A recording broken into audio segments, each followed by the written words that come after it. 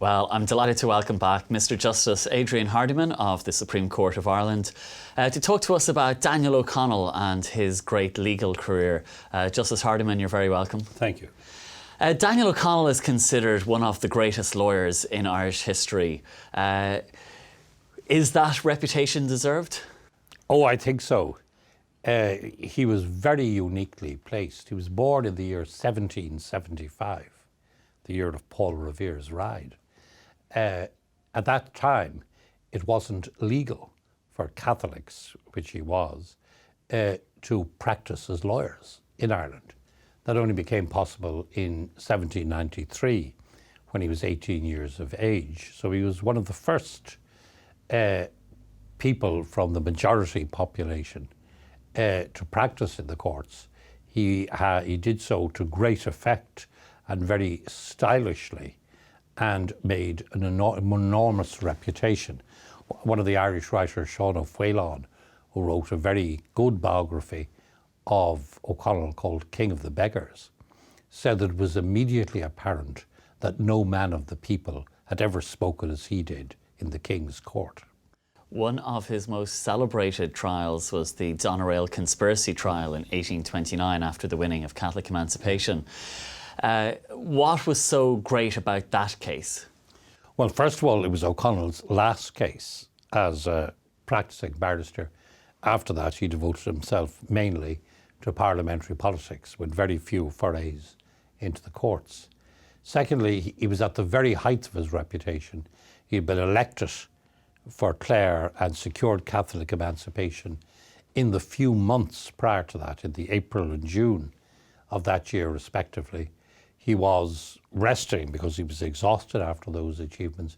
He was resting at his country place in Derrynane in extreme southwest Kerry when the Doneraile conspiracy case came on. It was a case in which 23 men were charged with conspiring to kill local landlords around a town called Doneraile in North Cork. And it was certainly the intention to hang every one of them.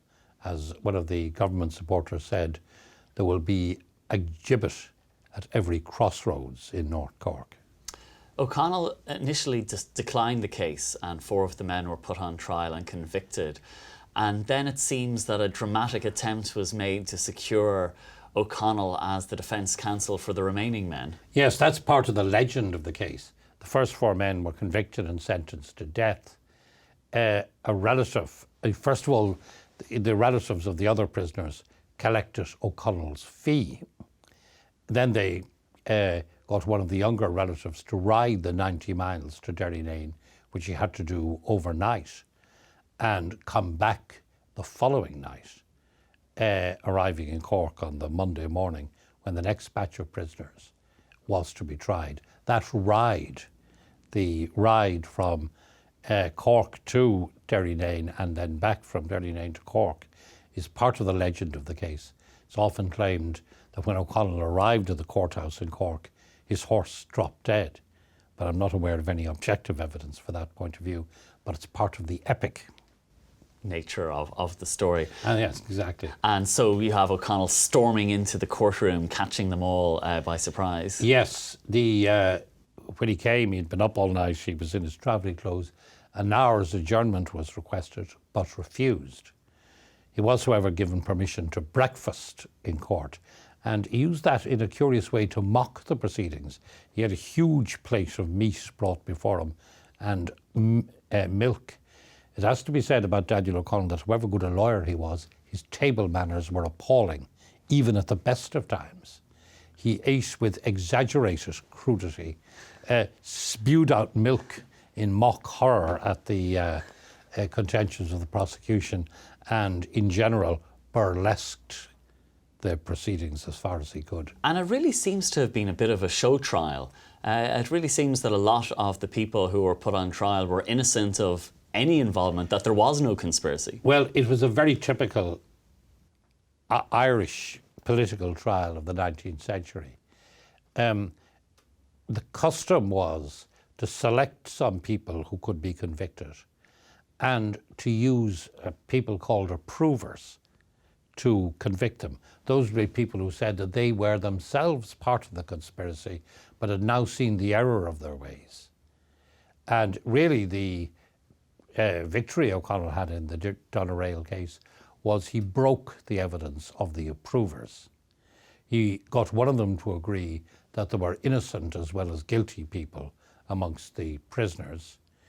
He got another to contradict his fellow approvers as to who exactly was there. And then he performed a most remarkable feat of legal legerdemain. He began to suspect that the approvers were not simply dupes, that they were making up an entire elaborate story. He called for the production of their very first statements, which they made to the magistrates, one of whom was one of the men they were charged with conspiring to kill. This was refused, but eventually one of the judges, a man called Pennefather, who appeared to be an honest judge in that difficult time, required the deposition to be produced.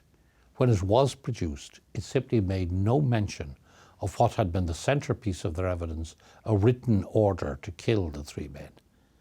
That was the point at which not merely the jury, but the judges lost faith in the approvers. Because that made it look like there was a conspiracy not to kill anyone, but a conspiracy to suppress evidence, a conspiracy to charge these men and make a false case against them. Oh yes, O'Connell's view that was the real Doneraile conspiracy.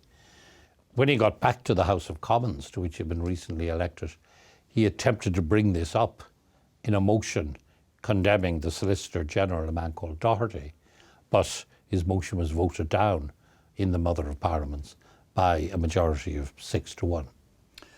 What do you think was it that made O'Connell so effective in the courtroom?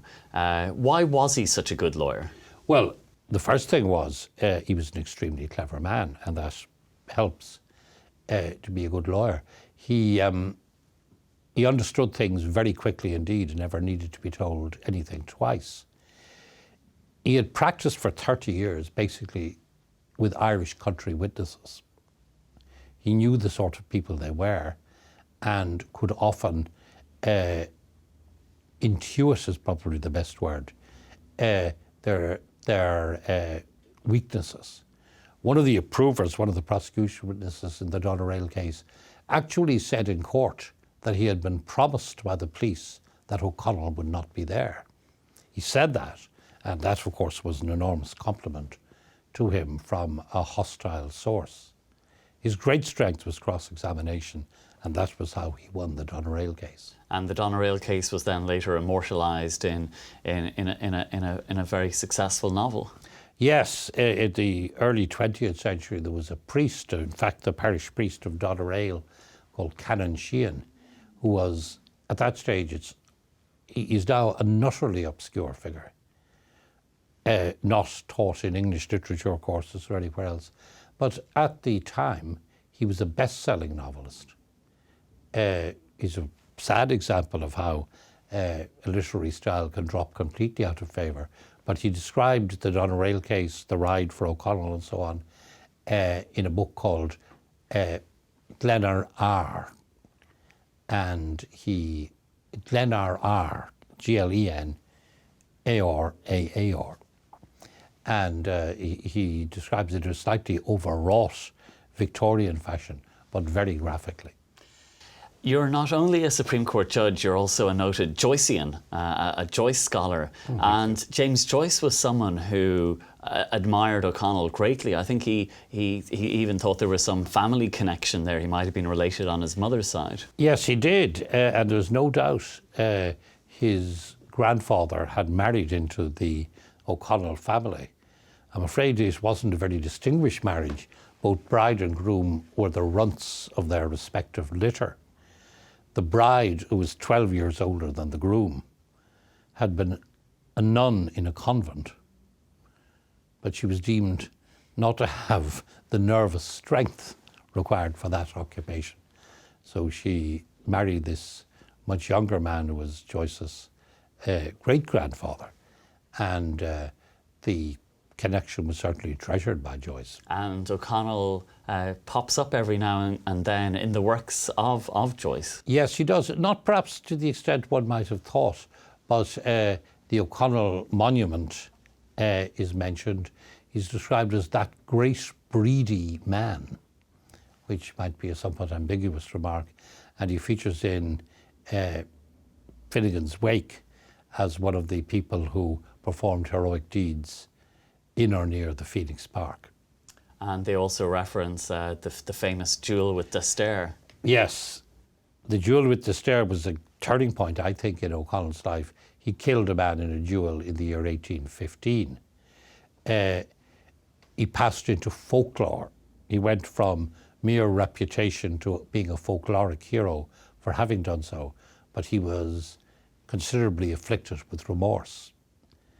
It must be said that fighting duels was a common thing in those days.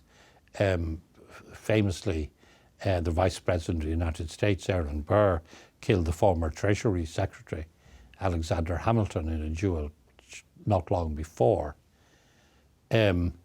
All of the 6 men who held the office of Prime Minister of England on either side of the year 1800 fought duels, 2 of them while in office. Very interesting. And we mentioned one of them, William Pitt's duel, the outbreak of the 1798 rebellion.